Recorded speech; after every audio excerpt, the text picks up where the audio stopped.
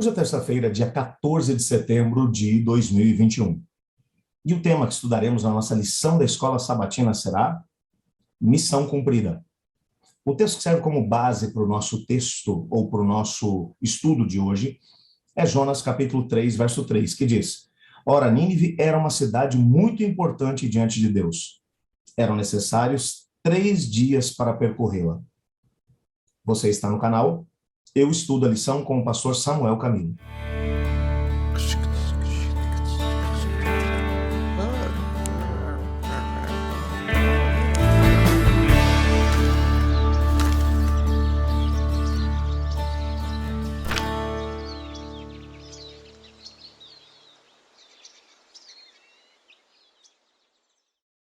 Finalmente, Jonas decidiu que obedeceria ao Senhor e seguiria para a direção que o Senhor Deus havia apontado.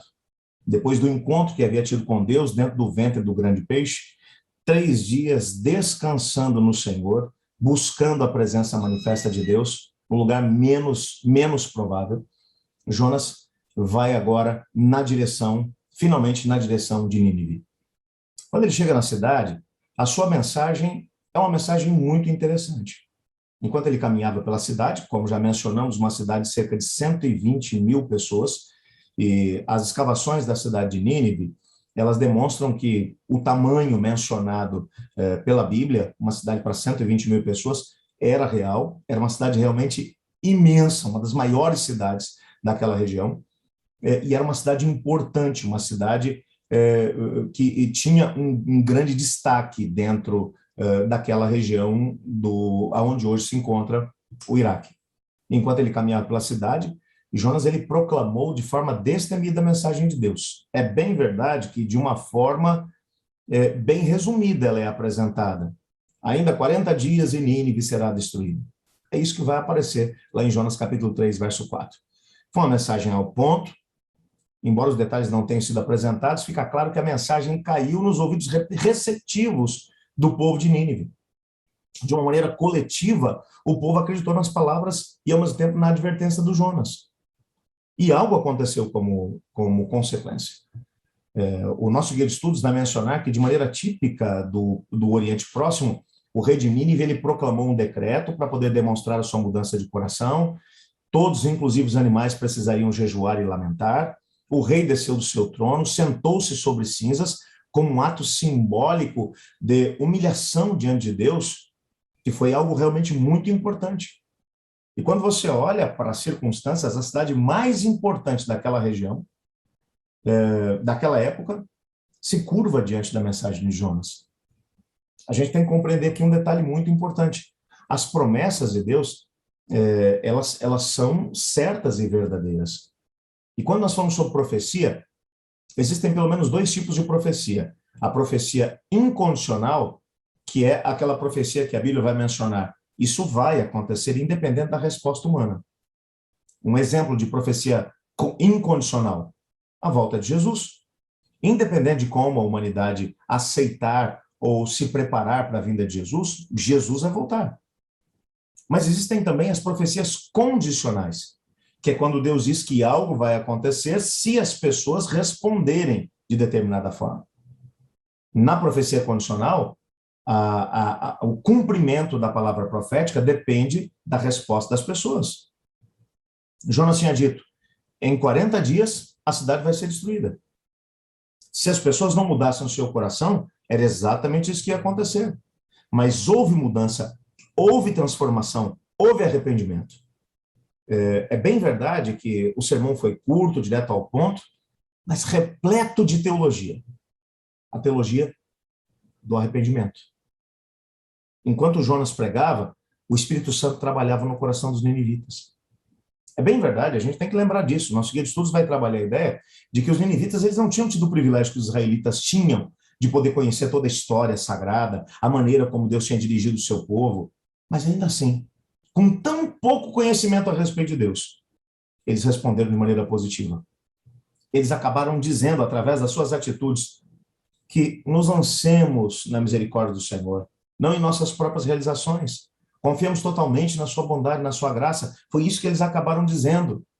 Eles confiaram na graça de Deus. Eles confiaram na misericórdia do Senhor, mesmo sem ter um conhecimento mais alargado a respeito do próprio Deus, como os israelitas tinham. O que é mais estranho nessa história, sabe o que é? É que o Jonas, que tinha um conhecimento grande de Deus, um conhecimento grande da sua graça, um conhecimento grande da sua misericórdia, parece que o Jonas ele tinha um entendimento de que a graça de Deus era só para o povo de Deus. Não era para todas as pessoas, não era para todos os pecadores.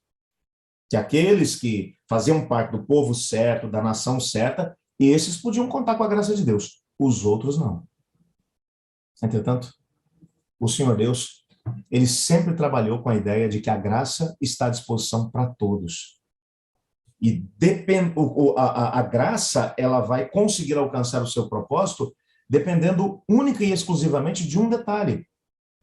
Se as pessoas vão se entregar a essa graça e deixar que essa graça os acompanhe ou não. A resposta humana, nessa perspectiva, tem uma importância fora do comum.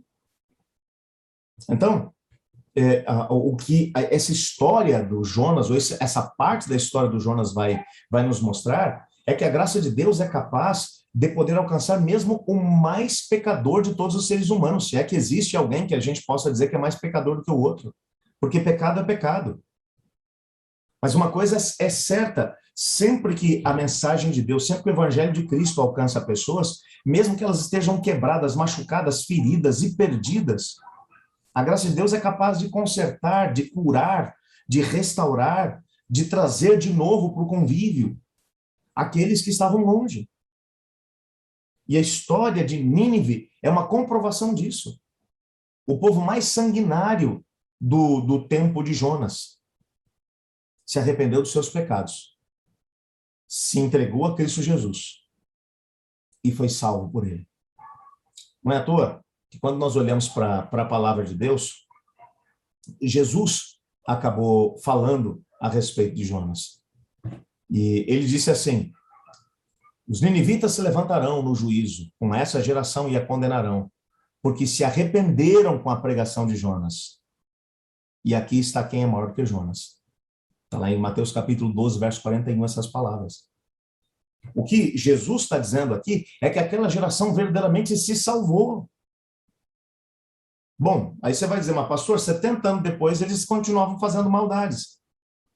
É bem verdade que parece que essa salvação que chegou até eles, que alcançou aquela geração, não conseguiu se perpetuar nas gerações seguintes. Mas o fato é que aquela geração se salvou, uma geração se salvou. Será que isso é pouca coisa? A graça de Deus é capaz de salvar até o mais impenitente dos pecadores. Basta apenas que as pessoas aceitem a graça de Cristo Jesus e se entreguem nas mãos dele para que sejam transformadas e salvas. Eu gostaria de orar pedindo a Deus para que ele nos ajudasse a podermos compreender isso.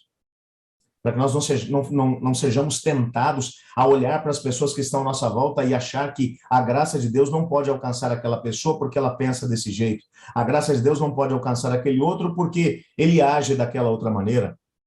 Que a graça de Deus não pode alcançar aquela pessoa porque o seu comportamento social é completamente diferente daquele que é o aceitado, ou aquele que é aceito pela palavra de Deus. Não existem pessoas que estão tão longes que a graça de Deus não os possa alcançar.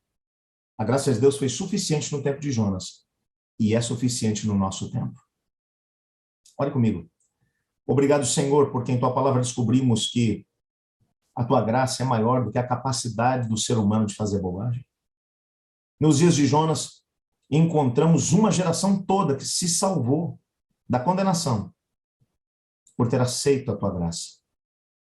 Ajuda-nos a podermos aprender as lições que Jonas aprendeu, de que a graça não é exclusividade nossa, mas que ela está à disposição de todos, e que todo aquele que se entregar à graça de Cristo poderá também ser transformado como a geração dos ninivitas foi.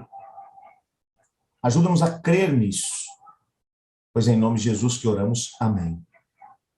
Eu estudo a lição. E você?